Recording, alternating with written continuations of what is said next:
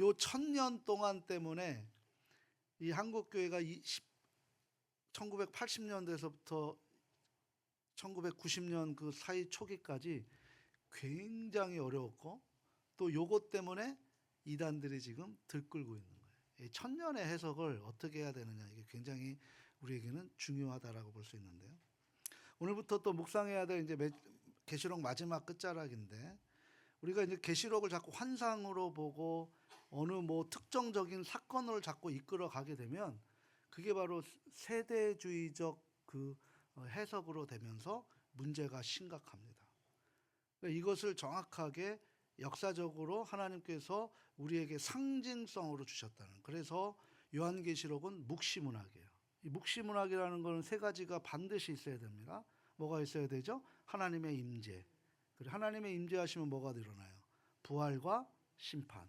이 세 가지 묵시문학. 그래서 구약의 묵시문학이라고 하면은 뭐 다니엘서, 에스겔서, 이사야서 이런 것, 회복, 심판, 하나님의 임재, 이게 다 들어가 있는 거예요. 근데 이제 자꾸 이것을 시대적으로, 제가 말씀드린 아마겟돈 전쟁이 어떤 지역 전쟁입니까? 영적 전쟁입니까? 영적 전쟁이에요. 이것이 뭐 어디 시대에 지금 하고 있다. 우리가 하나님이 되어서는 안 된다는 거예요. 그러니까 이 자꾸 이런 부분들, 뭐 벨리칩, 뭐 여러 가지 이런 부분들에 우리가 현혹되면 안 되고, 성경을 정확하게 하나님의 역사 속에서 지금까지 진리를 붙들고 살아가야 돼요. 자꾸 현상을 붙들려고 하고 눈에 보이는 것을 붙들려고 하니까 문제가 생기는 겁니다. 그래서 이제 계시록 20장의 요한계시록을 전체를 통틀어 신학적인 논란이 가장 많은 장이라고 제가 지금 한번 이렇게 펼쳐놓는 거예요. 그러니까 좀 긴장하시라라는 거죠. 성경의 본문에 보면 천년 왕국, 우리 들어보셨죠? 뭐 천년 왕국이다, 천년 왕국이다, 뭐 그러면서 성경에 나타났는데, 성경에 한번 여쭤보겠습니다. 천년 왕국이 성경에 있습니까, 없습니까? 성경에 천년 왕국이라는 그런 표기가 돼 있을까요, 없을까요? 없어요. 없는데 이걸 누가 만들었어요? 신학자들이. 이것을 설명하기 위해서 신학자들이 만든 거예요. 그러면서 성경 어디에도 없어요. 근데 천년이라는 건 있죠. 천년이라는 것은 있는데 천년 왕국이라는 단어를 쓰지 않았어요. 그래서 오늘 본문의 제목을 이렇게 정했잖아요. 천년 왕국이 아니라 뭐라고 정했어요? 천년 동안이라고 하는 거죠. 천년 사이. 그러면 그 천년이 지금 어느 사이에 있느냐, 이거 우리 알면 되는 거잖아요. 그죠? 그러니까 이 천년 왕국이라는 신학자들이나 목회자들이 설명하기 좋게 하기 위해서 쓴 건데, 지금 이 부분, 그러니까 우리에게서 이제 요한계시록을 우리가 묵상하면서 천년 왕국이라는 개념은 이제 다 지우개로 지워버리십시오. 천년 왕국이라는 것 때문에 복잡해지는 거예요. 자, 그러면 이 부분의 해석에 대해서 왜 혼란이 있었는지 좀 설명을 한번 해드려야지 또 이해가 되지 않겠습니까? 대부분 신학자들이나 목회자들이 어떤 영향력을 주기 위해서 썰을 풀어요. 뭐 우리가 얘기하는 뭐 우리 창세기에도 보면은 뭐 이설, 뭐 피설, 뭐 이런 썰을 푼단 말이에요. 왜? 우리가 그때는 갈 수가 없으니까 학설들을 푼단 말이에요. 과학은 뭡니까? 바로 그런 썰들이에요. 이 썰들을 가지고 진리, 실제를 풀려고 하니까 답이 안 나오죠. 그래서 그 썰의 가장 끝대점이 뭐라 그랬어요? 빅뱅 이론으로 지구가 만들어졌다. 그 이상 도저히 어떤 설명도 안 되고 있는 거죠. 당연하죠. 인간이 어떻게 하나님의 창조의 계획을 알 수 있겠어요? 아무것도 알 수 없는 거예요. 이것은 교만 그 자체의 바벨탑 사건과 다를 바가 없습니다. 그러니까 이제 이 신학자들이 자신들의 학문을, 영역을 만들기 위해서 썰을 세웠어요. 이 천년왕국도 그런 거예요. 그래서 세 가지 설, 다섯 가지 썰이 있어요. 세 가지 설은 크게 부르는 것이고, 그 안에 세부적으로 두 가지 설을 더 추가해서 다섯 가지 설이 있단 말이죠. 우리가 우리 요한계시록 강의할 때 처음으로 제가 이 부분에 대해서 말씀드렸는데 다 까먹으셨잖아요. 그죠? 그래야 이제 또 제가 한 번 더 복습을 하는 과정으로 가는 거예요. 어떤 설이 있습니까? 처음에 천년 있잖아요. 전천년설. 그러니까 천년이 전에 있느냐? 그리고 그 다음에 또 무슨 설이 있어요? 후천년설. 그리고 무천년설. 전천년설에는 역사적 전천년설, 그리고 세대주의적 전천년설. 복잡하죠? 잊어버리세요, 다. 이건 학자들이 썰을 푼 거고 자기들의 계파를 만들기 위해서 한 거기 때문에 성경에 그런 거 안 나와 있어요. 그러니까 성경에 안 나와 있는 것을 굳이 우리가 그걸 가지고 할 필요는 없는 거예요. 간단하게 제가 설명을 드리면 우리에게는 종말론이 두 가지가 있다 그랬죠. 우주적 종말론 그리고 자연적 종말론, 개인적 종말론이 있다고 했잖아요. 그죠? 우주적 종말론은 뭐예요? 하나님이 끝내시는 게 우주적 종말론이에요. 그리고 개인적 종말론은 뭐예요? 내가 이 땅에서 죽는 거예요. 근데 그리스도인은 죽는 게 아니고 잔다 그러잖아요. 언제 깨요? 주님 오시는 나팔 소리에 빰빠람 빰빰빰빰빰 하면서 깨는 거예요. 군대가 깨듯이. 그러니까 우리는 자는 거예요, 죽은 거예요? 자는 거예요. 죽은 거는 언제 죽는 거예요? 예수님을 모르고 죽는 거예요. 그래서 지난번에 얘기했잖아요. 죽음에는 세 가지가 있다 그랬죠? 하나님 앞에서 우리가 영원히 우리가 이제 죽었잖아요. 그죠? 죄로 인해서 죽었잖아요. 육신적인 죽음이 있고 마지막 죽음이 어떤 죽음? 예수님 만나지 못하고 영원한 죽음으로 빠지는 죽음. 세 가지가 있다 그랬잖아요. 그러니까 이 우주적 종말론, 그러니까 개인적 종말론은 내가 죽는 거고 내가 이 땅에서 마감을 하는 것이기 때문에 그거는 옆에다 두고, 우주적 종말론에서는 이제 이 세 가지가 있는데 후천년설은 뭐냐? 천국 왕국이 있고 천년 왕국이 있고 나서 재림이 있다라는 거예요. 천년 왕국이 있고 나서 재림이 있다라는 거죠. 근데 이것은 현재 그 주장을 하는 그런 설득력이 가장 약한 것이 바로 후천년설이에요. 그러니까 거의 이 부분에 대해서는 믿지도 않고 다 필요 없는, 천년왕국이 있고 나서 재림이 있다. 그러니까 예수님이 천년왕국 뒤에 오신다라는 건데 그거는 아무도 성경에서 찾아볼 수도 없고 설득력이 없어요. 근데 이제 뭐가 또 이제 문제냐면 전천년설이에요. 전천년설. 그러니까 무천년설은 뭐예요? 천년왕국은 없다. 이게 무천년설이에요. 그러니까 가장 쉽죠. 무천년설은 천년왕국은 없다. 예수님이 재림하시면 뭐예요? 천국과 지옥으로 간다. 이게 무천년설이에요. 자, 그런데 우리를 헷갈리게 하는 게 뭐냐면 전천년설이에요. 식사하시고 소화가 안 되는데 지금 얘기해서 죄송합니다만은 우리가 알아야지 이게 이단에 안 빠져요. 네? 그러니까 전천년설에는 아까 제가 말씀드렸죠. 역사적 전천년설이 있고 세대주의적 전천년설이 있다 그랬어요. 그러니까 역사적 전천년이라는 건 뭐예요? 환란 후에 천년왕국이 임한다는 거. 환란 후에 천년왕국이 임한다. 이제 역사를 보면서 시간적, 역사라는 것은 어려운 게 아니에요. 시간의 흐름이에요. 시간의 흐름적 입장. 역사가 시간이잖아요. 그죠? 역사에 흐르는 시간, 우리로 얘기하면 크로노스. 지금도 흘러가고 있어요. 역사는 흘러가고 있어요. 우리는 1초보다 지금이 우리가 더 죽음으로 가고 있는 거예요. 하나님께로 가고 있는 거예요. 이 역사적 입장. 그러니까 천년 왕국이 임한다. 환란 후에.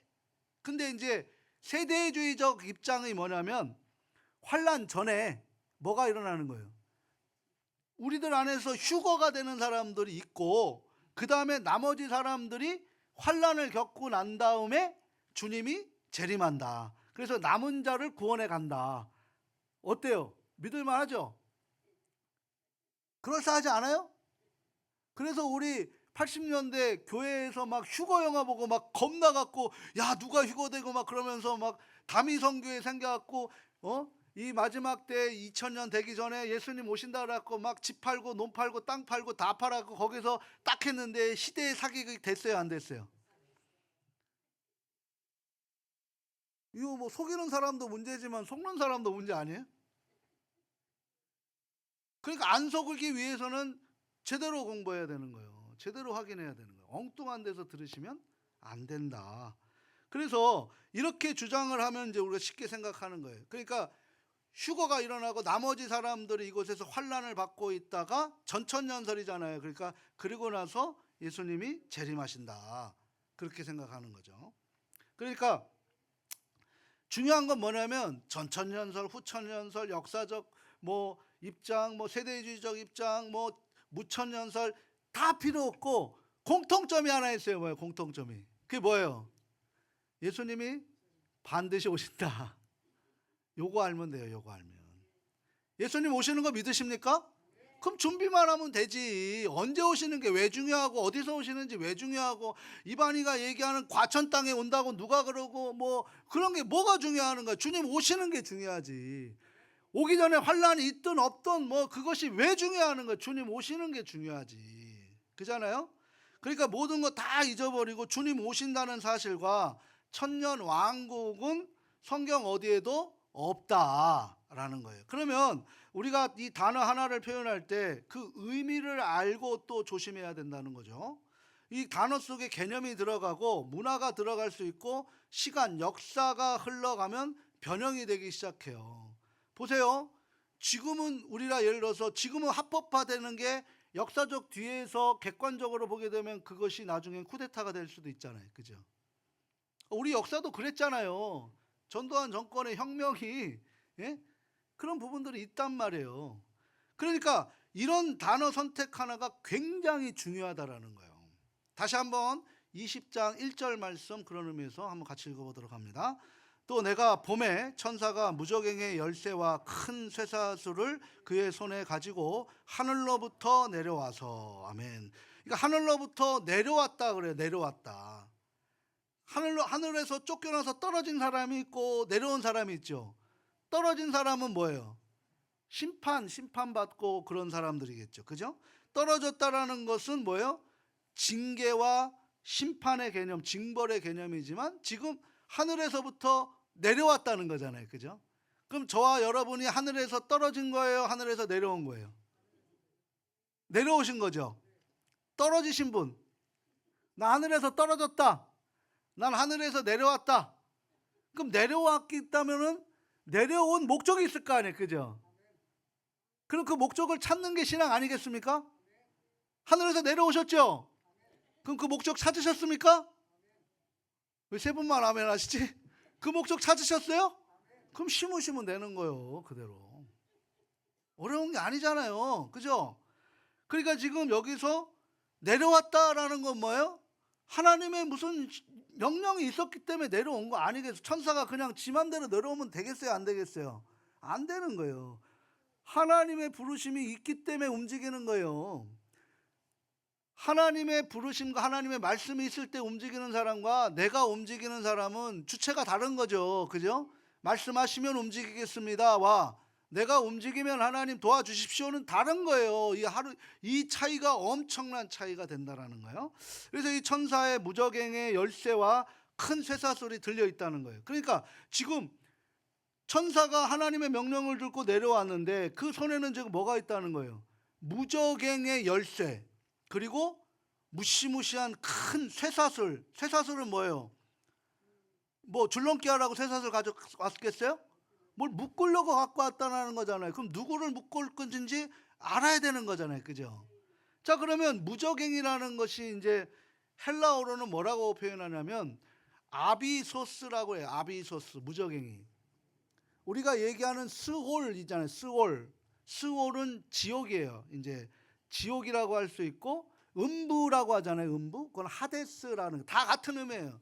그러니까 뭐 아비소스나 스홀이나 하데스, 뭐 음부, 지옥, 무저갱이라는 건 뭐예요? 바닥이 없이 떨어지는 낭떠러지라는 거거든요. 그러니까 올라올 수가 없는 거죠.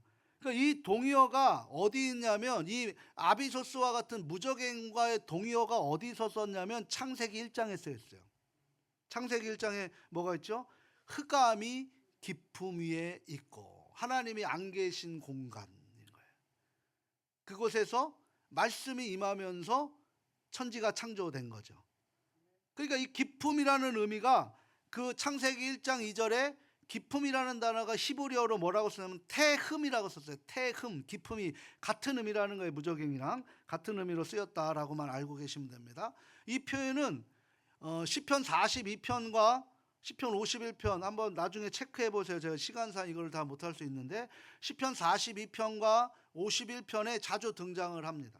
그러니까 이 단어는 결국 무엇을 얘기하냐면 어떤 물리적인 공간을 의미하는 것이 아니라 결박된 상태를 얘기하는 거예요. 결박된 상태.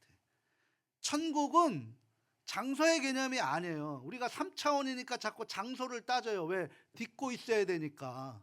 그잖아요? 근데 4차원은 장소의 개념이 아니에요.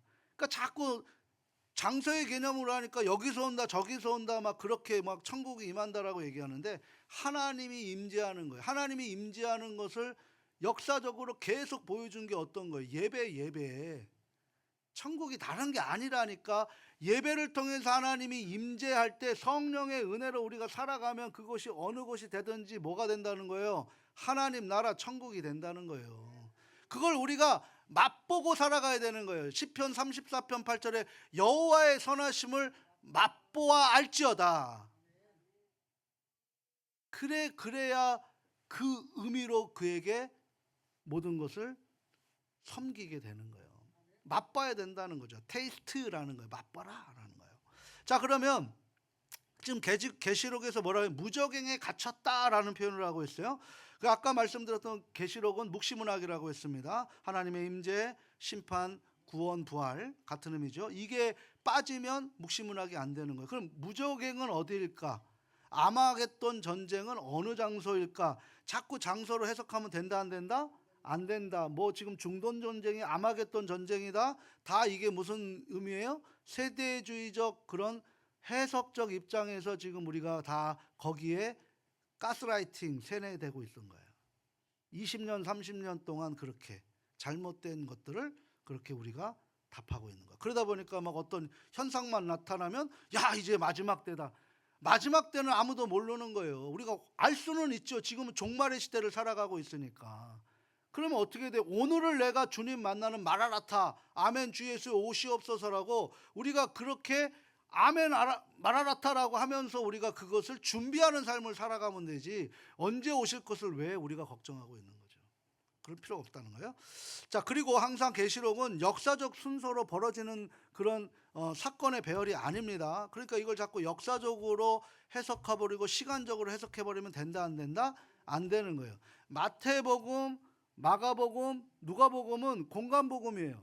그러니까 그것은 시간적 흐름으로 사건의 흐름으로 이렇게 이루어졌어요. 근데 요한복음은 영적 복음이에요. 그거는 사건 중심으로 이루어졌어요.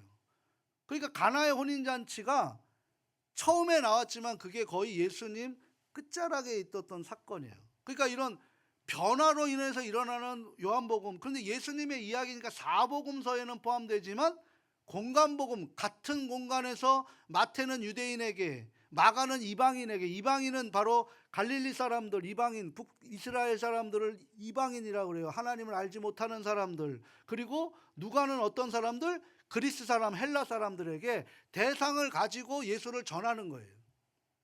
그게 바로 공간복음, 예수를 전하는데 대상이 틀리기 때문에 그 주제나 표현이 다 다른 거죠. 그래서 누가복음에서는 예수님을 소개하기 위해서 예수님부터 거꾸로 어디까지 올라가요? 아담을 다음에 하나님까지 올라가요. 근데 마태는 그럴 이유가 없잖아요. 어디까지만 올라가면 돼요? 다윗과 아브라함까지만 올라가면 되는 거예요. 거기서부터 시작된 걸 알고 있으니까. 그런 표현으로 성경을 보게 되면 성경이 더 깊게 의미를 알 수 있게 되는 거죠. 그러니까 계시록은 역사의 순서대로 벌어지는 것이 아니라 세대주의 관점에서 그래서 해석하면 안 됩니다. 또 전부 문자적으로 해석하면 안 돼요. 요한계시록은 상징성이에요. 상징성. 그러니까 그 상징적으로 봐야 된다는 거예요. 그래서 오늘 2절에 보게 되니까 뭐라고 써요? 결박하여라는 표현이 등장합니다. 이 표현이 물리적 상태를 이야기하는 것이 아니라 문학적 상태를 이야기하는 거예요. 결박한다라는 것은 반응할 수 있어요, 없어요? 없잖아요. 결박됐잖아요. 그러니까 이거를 물리적 반응이 아니라 아직 결박 안 됐잖아요, 사탄이. 근데 이건 뭔 얘기예요? 천사가 내려와서 결박하여라고 하는 것은 우리가 얘기하면 넌 끝났어 이거예요. 도관에 든 쥐다 선포하고 있는 그 장면을 이야기하고 있는 거죠. 우리 2절 말씀 그렇게 한번 읽어보도록 합니다. 같이 한번 읽어봅니다. 용을 잡으니 곧 옛뱀이요 마귀요 사탄이라 잡아서 1000년 동안 결박하여. 그러니까 이 결박이라는 게 지금 1000년 동안 결박했다라고 볼 수 있어요, 없어요? 없는 거예요. 뭐요? 너는 끝난 거야. 한번 거기서 해봐. 라고 하는 도관에 든 쥐를 지금 여유 부리고 있는 모습으로 지금 해석해야지만 이 해석이 다음부터 이해가 되는 거예요. 자, 그러니까 천사가 누구를 잡았어요? 용, 옛뱀, 뭐 마귀, 사탄, 이거는 뭐 똑같은 겁니다. 같은 상징적인 건데 여기서 상징성이 왜 중요하냐면 본문에서 1000년이라는 말이 우리에게 어떻게 해석하느냐에 따라서 이 본문이 중요하게 풀리는 열쇠가 되는 거예요. 그러니까 예수님께서 우리에게 죄를 대속하기 위해서 오셨던 초림, 그죠? 언제예요? 2000년 전에 예수님이 아기 예수님을 오셨던 성육신하셨던 사건에서부터 예수님이 이제 부활 승천하셔서 하나님의 때가 임박해서 죄가 만연해질 때 주님이 이 땅에 오셨던 그 모든 기간을 뭘로 본다? 천년으로 보는 거예요. 그러니까 뭐 주님 오시는데 뭐 앞에 천년 뒤에 천년 다 필요 없고 지금 어디를 천년으로 본다는 거예요. 예수님 십자가에 죽으시고 오시려고 이 땅에 태어나실 때부터 다시 오시는 주님 오시는 그날까지, 그러니까 예수님의 중심이죠. 그러니까 예수님이 십자가에 죽으시면서 다시 오실 때까지는 우리는 뭐라고 그래요? 종말의 시대라고 그러잖아요. 그죠? 그리고 예수님 오시는 날을 마지막 날이라고 그러잖아요. 그 종말의 시대를 지금 뭐라고 표현하고 있는 거예요? 천년이라고 표현하고 있는 거예요. 어려운 게 아니에요. 이제 이해하시겠죠? 그래서 이런 의미로 상징성을 두고 있어서 우리 개혁주의 입장에서는 무천년설을 우리가 어떻게 보면 받아들이는 거예요. 무천년설. 천년이 앞뒤 천년, 뭐 뒤천년, 뭐 전천년, 후천년 다 필요 없는 거예요.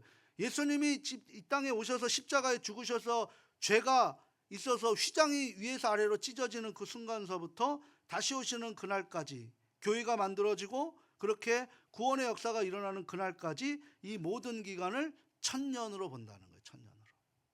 그러니까 천년의 기간 따로 있어요, 없어요? 없는 거예요. 그럼 우리는 그럼 천년의 기간 속에 있습니까, 없습니까? 있어요, 없어요? 이게 점심에 이 요한계시록 가면 안 될 것 같아. 더 몽롱히 시작하고. 아니 제가 말씀을 드렸잖아요. 천년이라는 기간이 주님 오셔서 십자가에 죽으셔서 다시 오시는 그날까지를 우리는 종말의 기간이라고 얘기하면서 천년이라고 지금 성경이 얘기한다고 얘기했잖아요. 그럼 우리는 지금 천년의 기간 동안에 있어요, 없어요? 있죠? 네, 있어요. 없는 게 아니라 점심에 바로 하셔서 예? 이 말씀의 힘보다 이 쌀의 힘이 더 커요. 자, 그래서 그곳에서 지금 뭐 한다는 거예요? 그 천년 동안 우리가 뭐 한다는 거예요? 왕노릇 하는 거예요. 그러니까 뭐예요? 우리는 저 죽을 거에 우리가 끌려갈 게 아니라 하나님이 지금 천사를 통해서 무적행의 열쇠와 큰 쇠사슬을 통해서 결박했다라는 거예요. 그럼 그 사이에 우리가 있는 거예요. 그러면 걔네들한테 우리가 두려워할 필요가 있어요, 없어요? 없잖아요. 걔네들이 지금 뭐 잘 나간다 어쩐다 해도 끝이 안 좋은 거예요. 끝을 모르고 사는 인생과 끝을 알고 사는 인생이 이게 다른 거란 말이에요. 그러니까 실질적으로 천년 동안은 무슨 따로 기간을 정해놓고 왕노릇 하는 게 아니라 예수님께서 성육신하심으로부터 이미 하나님 나라가 임했다. 이미 복음의 역사는 시작됐다. 이 성경의 구약의 역사는 바로 예수님의 그 복음사의 역사를 실제적으로 이 땅에 오시게 한 것이고 새로운 약속을 하셨던 것이 뉴 테스트먼트라고 하는 신약 시대를 이끌어가고 지금 우리가 그 시대에 살아가고 있는 거잖아요. 그러니까 지금 성육신하심으로부터 이미 하나님 나라가 임했다, 안 임했다? 임했다. 누구를 통해서?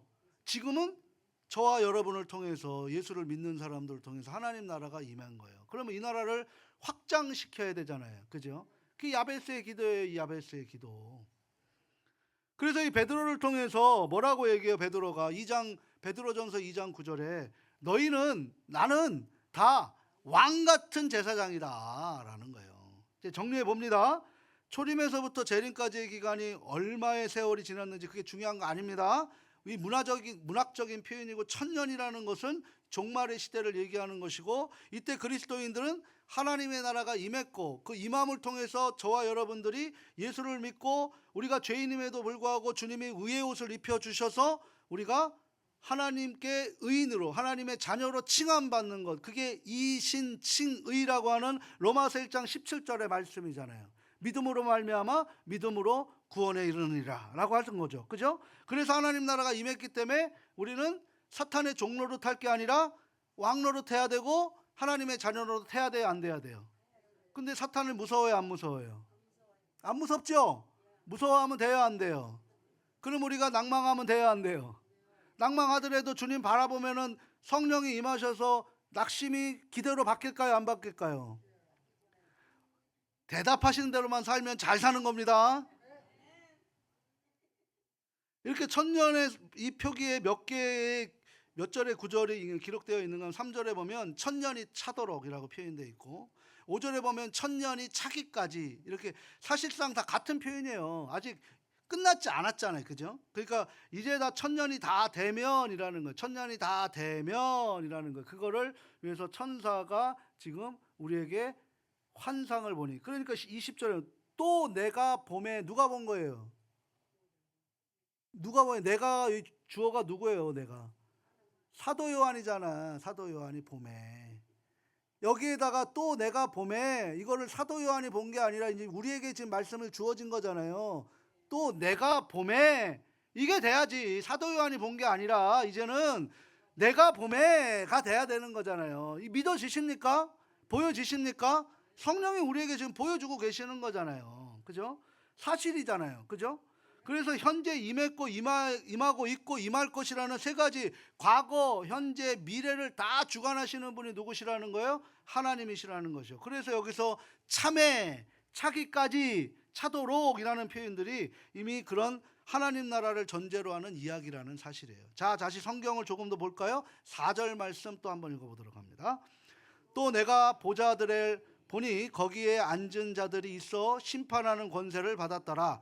또 내가 보니 예수를 증언함과 하나님의 말씀 때문에 목베임을 당한 자들의 영혼들과 또 짐승과 그의 우상에게 경배하지 아니하고 그들의 이마와 손에 그의 표를 받지 아니한 자들이 살아서 그리스도와 더불어 천년 동안 왕노릇하니.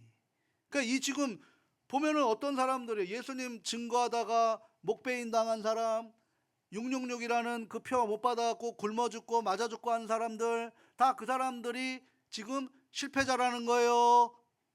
승리자라는 거예요? 승리자라는 거잖아요. 그러면 그 666에 내가 내 손목, 내 이마를 대야 돼요? 안 대야 돼요? 목에 칼이 들어와도 예수님만을 붙들어야 돼요? 안 돼야 돼요? 붙들어야 되는 거잖아요. 왜? 승리를 알고도 거기에 내 목숨을 내놓는다. 그래서 한경진 목사님이, 우리 장로교 한국교회 역사라고 하는 한경진 목사님, 북한에서 신사참배하고 자기는 죄인이다라고 얘기했던 게 바로 그런 거예요. 내가 내 목숨 살리고자 거기에다가 신사참배한 거, 그거 내가 한다라고 하면서 한경진 목사님 마지막에 가면서 그 후배 목사님한테 뭐라고 해요? 나처럼 살지 마시고 예수님 잘 보세요 목사님들. 이게 다예요. 이게 다 유언이. 이 말씀이 믿어지면 그렇게 된다는. 근데 그 천년 동안 그리스도와 더불어 뭐 한다는 거예요? 왕노릇 한다는 거예요.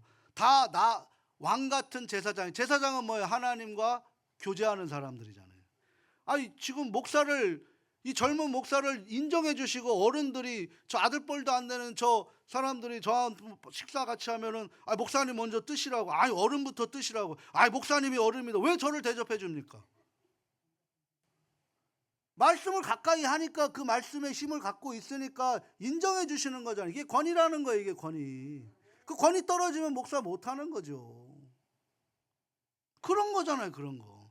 그러니까 우리는 누구 다 뭐예요? 왕 같은 뭐 하는 거예요? 저와 여러분이 제사장이라는 거예요. 제사장. 하나님과 가장 가까운 사람들. 그러니까 6절을 또 한번 볼까요? 6절에 두 편이 나오는데요. 6절 한번 또 볼까요? 같이 한번 읽습니다. 이 첫째 부활에 참여하는 자들은 복이 있어 거룩하도다.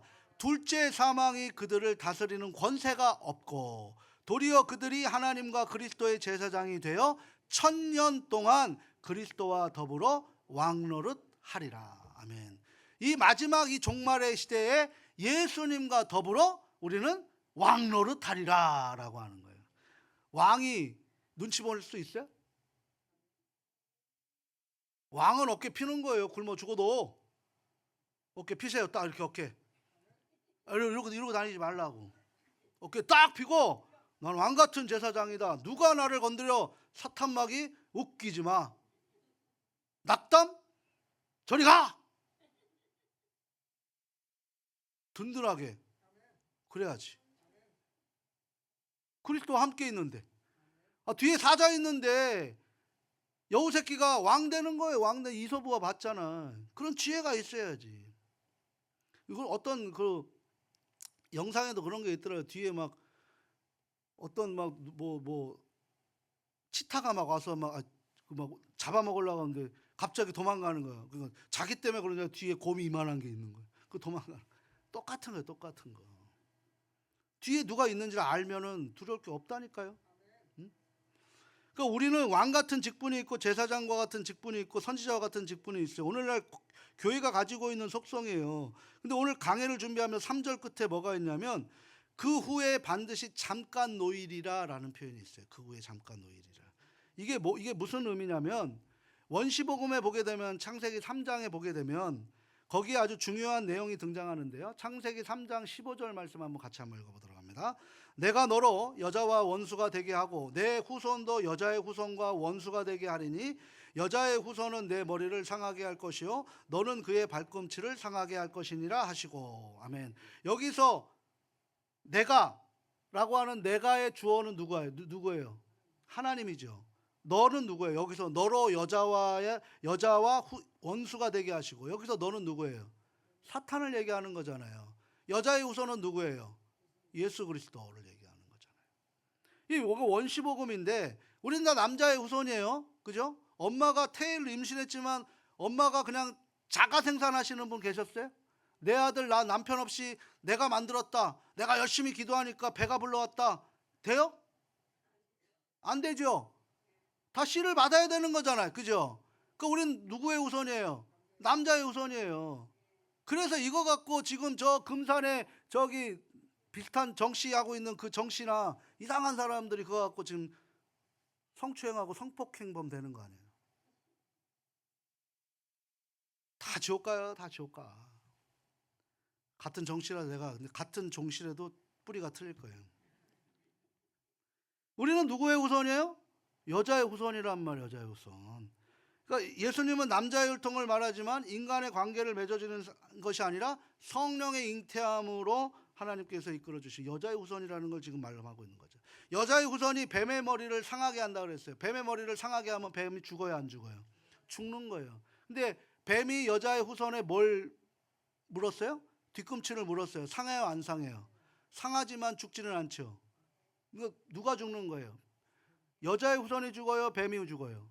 뱀 대가리가 부서지는 사건이 어쩌면 십자가의 부활 사건이에요. 그게 승리예요. 그때서부터 승리로 가는 거예요. 승리로. 그러니까 발꿈치를 상하게 한다는 것은 그동안 우리가 이 천년의 기간 동안에 그 예수님과 더불어 고난당할 것을 의미하고 있는 거예요. 그 고난이 무서워서 우리가 내 목숨을 사탄에게 내어주면 그거 짧은 인생 그렇게 영화롭게 살아서 뭐가 되겠냐는 거예요. 그래서 솔로몬이 그 짓 했다가 헛되니 내가 주님 앞에 지혜 받았는데 그 지혜를 내 뜻대로 알다 보니까 헛되도다라고 얘기해서 만든 게 전도서 아닙니까? 그리고 나서 나라가 쪼개져 버렸잖아요. 인생이 쪼개져 버리는 거예요. 그렇게 되면 받은 복을 흘려보내지 않고 쌓게 되면 쪼개지는 거예요. 쪼개지는 건 얼마 안 가는 거예요. 40년 가는 거예요. 40년 영광으로 사시려고 사시면 그렇게 살면 돼요. 40년 살자고 영혼을 빼버리는 것은 지혜로운 사람은 아니지 않겠습니까? 그죠? 그걸 말씀하고 있는 거죠. 그러니까 사탄에겐 두 가지 영역이 있어요.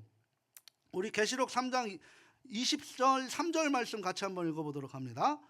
무저갱에 던져 넣어 잠그고 그 위에 임봉하여 천년이 차도록 다시는 만국을 미혹하지 못하게 하였는데 그 후에는 반드시 잠깐 노일이라. 그러니까 지금 이미 너는 끝났어 라고 얘기하지만 그 기간 동안에 하나님이 우리를 훈련시키려고 누구를 잠깐 놓이게 한 거예요? 사탄 마귀를 놓이게 한 거예요. 사탄 마귀는 그럼 하나님의 도구죠. 근데 그 도구를 하나님처럼 여기면 돼요, 안 돼요? 안 되는 거예요. 그죠? 사탄이 결정적으로 승부를 뒤집지 못하는 거예요.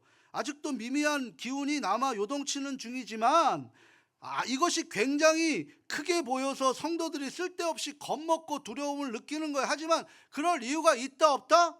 없다는 거예요. 우리 7절 말씀 같이 한번 읽어보도록 합니다. 함께 합니다. 천년이 참에 그 사탄이 그 옥에서 놓여라고 하는 거죠.